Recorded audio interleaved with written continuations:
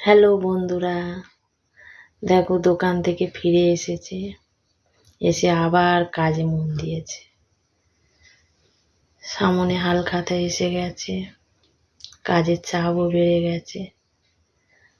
কাজ শুরু করার আগে তবে আমার হাতে এক কাপ চা খেয়ে স্টার্ট করে। আগেই তো দুপুরবেলা তোমাদেরকে দেখিয়েছি কিভাবে ব্যাগ কাটতে হয়, কিভাবে ব্যাগের বোর্ড তৈরি করতে হয়। এখন ব্যাগের দুদিক সমানভাবে কেটে নিচ্ছে।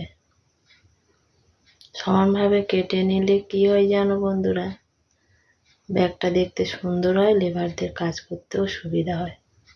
দেখো কিভাবে বোর্ডটা শুকিয়ে নিয়েছে। লেখাটা উল্টো দেখলেও কিন্তু এর ওপর ছাপাটা সোজা আসবে।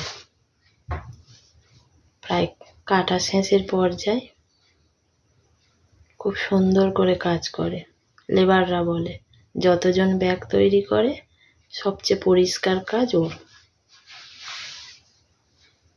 আর ব্যাগও খুব সুন্দর হয়, যে কারণে অর্ডার নিয়ে পারি না,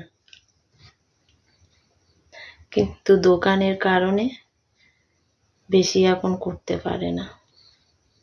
দেখো বোর্ড টেবিলে উঠে গেছে, কালিও দিয়ে ছাপা স্টার্ট হয়ে গেছে। দেখো কি সুন্দর করে ছাপাচ্ছে। সামনে থেকে দেখলে এটা আরো ভালো লাগবে, কি পরিষ্কার লেখা উঠছে।